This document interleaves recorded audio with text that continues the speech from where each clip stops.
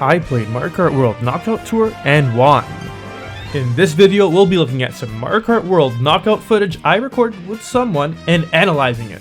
Let's get to it. Okay, so first thing I should probably mention is that this is actually a perspective corrected video, so it actually comes from this image right here. So I had to do quite a bit here.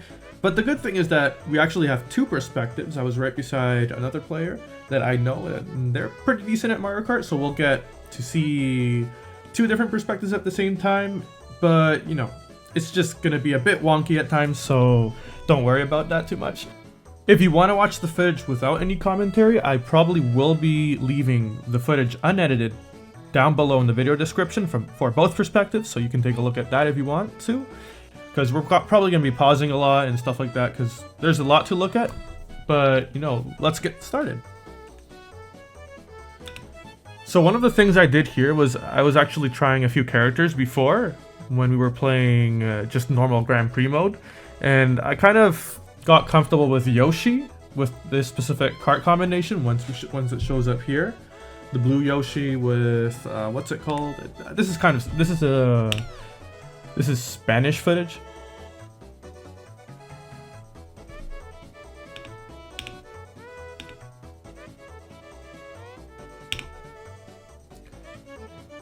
Mini Tractor is the name of the kart I chose because it felt the most comfortable, most similar to Mario Kart 8 Deluxe in terms of drifting and stuff like that, but it's still extremely different. It's such a different game. And yeah, basically this game was played in Spain, in the Madrid exposition for Nintendo Switch 2 experience. I've been playing Mario Kart 8 since it basically released on the Wii U, maybe a year or two afterwards, and I've been the most comfortable with that, so I kind of chose what I was most familiar with. So this demo was actually locked at 100cc with the antenna. We all know that already. All of the demos around the world have been locked to that. Here at the bottom you can see the other perspective here. And it was actually quite a lot of fun, but it did feel a bit slow at times, but that's just because it's 100cc. So basically what I'm trying around here is I'm trying to get a feel of the drift, trying to adjust more to it. I've played at this point like maybe 4 to 5 games, and I've kind of landed on this kart, which feels pretty decent. And you can see here we're basically in the free roam mode. You can see other player choosing their kart combination. And yeah, the drift is really different here. It's like sometimes it feels like when you drift, you slide for longer, like in Mario Kart 8 Deluxe. But for other occasions, it doesn't. It just like immediately starts drifting, like in the direction. Like it doesn't feel like an open drift kart. Here I try to take a shortcut. Let's see if I get. Yep, I did get it here. But it turns out I needed a mushroom here. I could probably have tricked off of that ramp. Maybe that's something that we'll see in the future. And yeah, I'm basically trying to get a good feel for the drifting in this game. One of the things I'll mention is that the antenna actually makes it hard to get an understanding of the drifting in this game. It seems like it's more preemptive in adjusting your trajectory in this game compared to Mario Kart 8 Deluxe. The interesting thing about this game is that you can actually trick just about anywhere. Like, you don't need a ramp to trick anymore. Like, anything that puts you in the air is enough to start doing tricks in the air. So here we're starting off the race. The turbo here, the startup turbo is actually a bit later than in Mario Kart 8 Deluxe. It might have been because of the TV lag or something like that. But I felt like I couldn't get it right when the 2 starts to disappear like I did on Mario Kart 8 Deluxe. So it's a bit later. Here we see we have a mushroom in first. Yeah, this is pretty good. But it's not, honestly, the strategy for Knockout Tour seems to be getting good items in the back and then catching up to everyone else, because you can honestly take some huge shortcuts, like to the point that it kind of feels broken. Like, this strategy works really consistently against at least new players. We don't know, once we get more experienced players, how that'll be. But at least that seems to be the general feel of the game mode.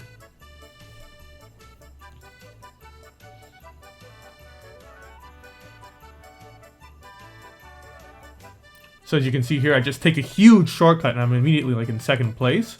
I'm just gonna hold my mushrooms here, of course. Take another shortcut. But this one was a bit longer. I still don't know the maps, of course, so, you know, you just gotta kind of just look at the mini-map and guesstimate if you have enough turbo for the shortcut. One of the things I did notice is that when you drift, it seems that the Nintendo doesn't let you get a Ultra Mini Turbo. We've seen the multicolored Mini Turbo in the Nintendo Mario Kart World Direct, but it doesn't seem to be possible with the antenna here. One thing I did ask was if the setup was local. In total, there were 16 Switch 2s connected together, so it's great for those of us that set up tournaments if in the future we can get access to enough Switch 2s to play with 24 players. It does seem it supports up to 24 connected Switches, but there is no spectator mode unless you have one player just lose immediately at the beginning. Here I'm trying to do the... It doesn't feel like you can snake in this game. Like, sometimes it feels faster and other times it feels slower. And I still haven't gotten the feel for that. It's kind of strange, but I think snaking sometimes here is faster, especially like when you're going downwards. And I'm gonna... we're gonna talk about something else later on, specifically related to the tricks here. Since this part was more of straightaway, I tried just going straight, no tricking or anything like that, because honestly that always felt slower when I did it before. It seems that when you have enough coins, like maybe jump tricking is a little bit faster. Yeah, you can see here I dodged the blue shell. I'm not going to get hit by that.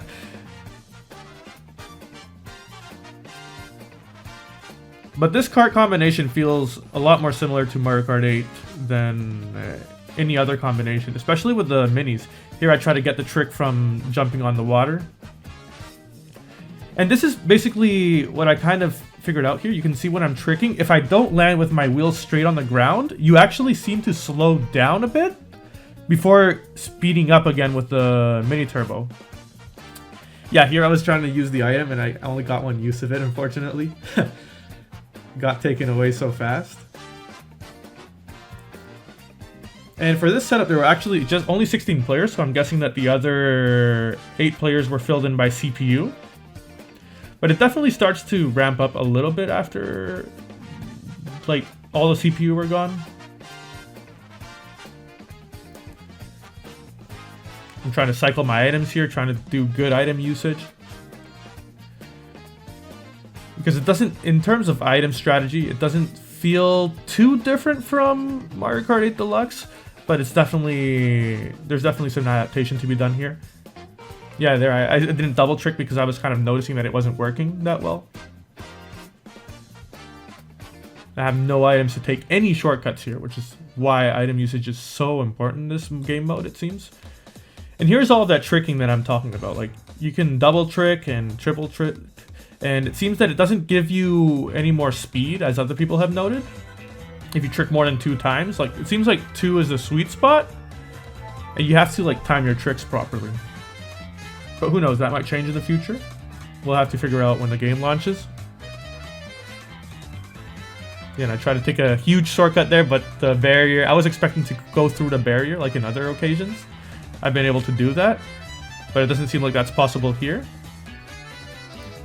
And there, I tried to take a shortcut right through there. You can see that I messed up. Fortunately, I had a backup, so no problems here. And double trick, triple trick. Yeah, you can see that if I don't hit the ground with my wheels completely facing downwards, you actually seem to slow down. Just a tiny bit. Enough that you can feel it. You can actually feel it. And that transformation actually takes away your drift.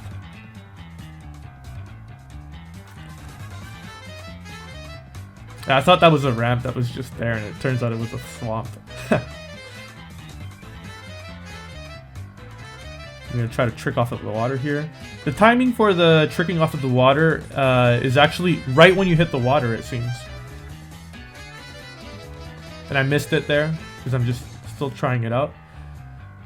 But it definitely seems to be when you hit the water, is when you have to shake your controller or click the trick button. Yeah, I wasn't paying attention there. I was looking back and I kind of forgot about what was ahead of me.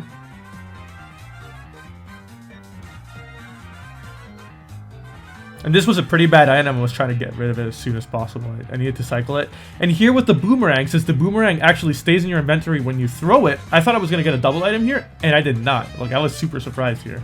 Like, it caught me off guard.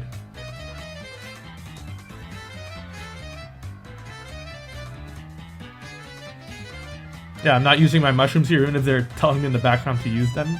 Because, you know, you already have these boost pads here. You don't want them. And I'm looking back in case there are any items behind me, any players with items, and that's perfectly fine. Everything is good.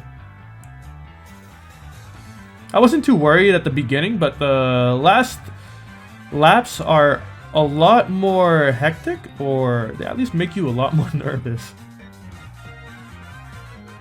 Like, this game mode is actually surprisingly intense for what it actually is, even if you're playing against noobs, because it's a new game, right? Everyone is basically at the same level.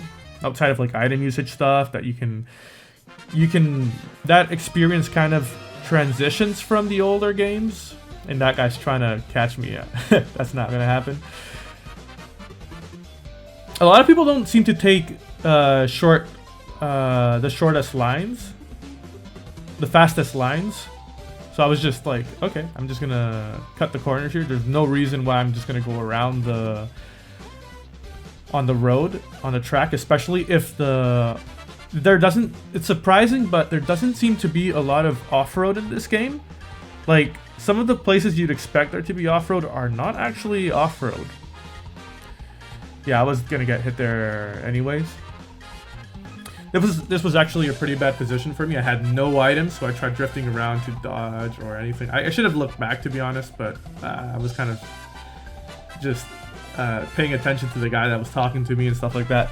All the people at Nintendo, they were actually really nice. You know, they would cheer you on, and there was a lot of screaming. Oh my goodness, it was way too much. It was a pretty fun experience, to be honest. The people there made up half of the experience, to be honest. Really great. Yeah, and I'm surprised because the food bags there are actually like a full mushroom mini turbo. But last I checked, they don't actually get you through off-road. So that's something to keep in mind for the game in the future. I'm just not going to pick up any coins. I already have 20 here. Getting 20 coins is really easy in this game mode, considering how many coins just happen to end up on the track. Like, there's so many coins in this game that I don't think you have to worry about going out of your way to pick them up. Like, I did not worry about it at all the 5 times I played Mario Kart World, because there's just so many of them. And I'm not sure if tricking here, I was trying to get a feel on if tricking was actually making you faster or not, but it doesn't seem to actually help here. And of course we get first place here, so that was pretty nice. And yeah, that's just about all the footage there is here. If you guys want to comment anything in the comments, anything you guys see, let me know below in the comments. Give me a timestamp, give us a timestamp, and then maybe something you noticed. But that's basically all the thoughts I have for now. Maybe we'll make a video in the future analyzing more things. If you guys have any questions about the game, how things felt and stuff like that, just let me know and I'll try to answer your comments, you know, or maybe we'll even make another video in the future. So thanks for watching. Subscribe if you want to see more footage in the future. I have, I think, 3 more videos I recorded, because one of them apparently I forgot to hit record, or someone hit record on the camera and then it stopped recording. Like, seriously, what the heck? Well, anyways, that's all for today. Thanks for watching, and I'll see you guys next time.